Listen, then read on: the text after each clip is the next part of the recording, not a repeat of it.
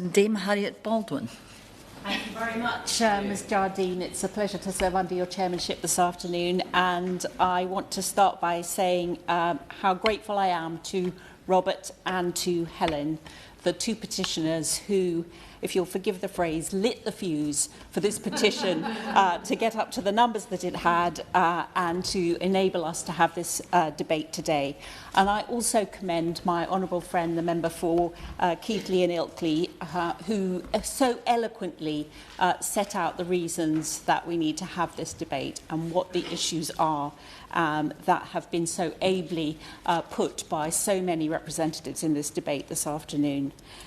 It's not the first time that this House has discussed whether additional restrictions on the use of fireworks are necessary, but with more than 370,000 signatures, including 632 on the two petitions from West Worcestershire, it's absolutely clear that the public want a system that better protects people, animals and communities from the misuse of fireworks.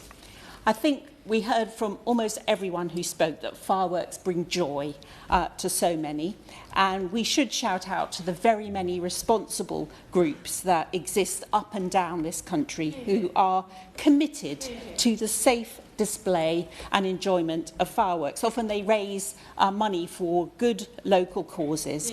But as we heard so often in today's debate, we cannot ignore the very real problems, the dangerous misuse, the antisocial behaviour and the distress that's caused to pets, livestock, wildlife and so many vulnerable people. So I welcome the government's engagement with stakeholders and their campaign encouraging responsible use and for low decibel displays.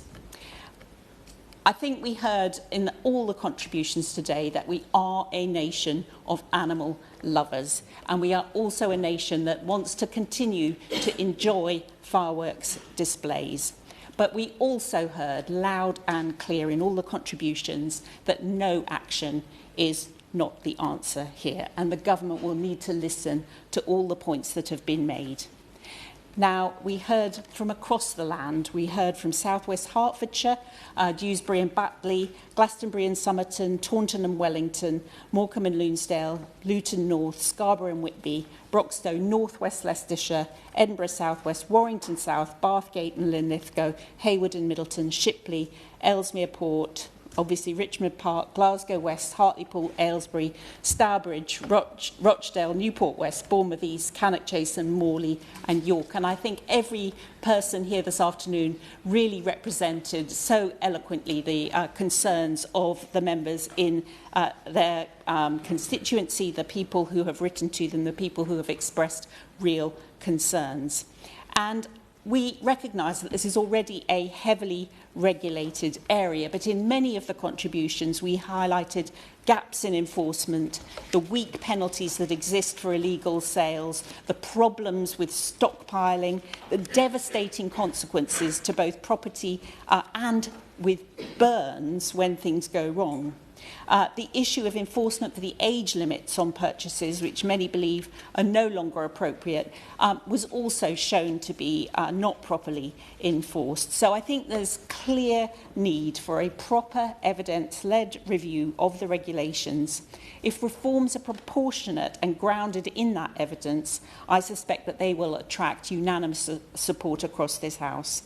And from the point of view of my party and many members in this debate, we think that although a ban on fireworks should not be a first resort, it should not be taken off the table as a last resort. Because through these petitions, the public have spoken loudly. Through their representatives in Parliament, people have spoken loudly. Parliament has raised these issues repeatedly. Communities want action. Clearly, the existing regulations are not doing what society wants them to do. So I'm keen to hear from the Minister about her plans to respond.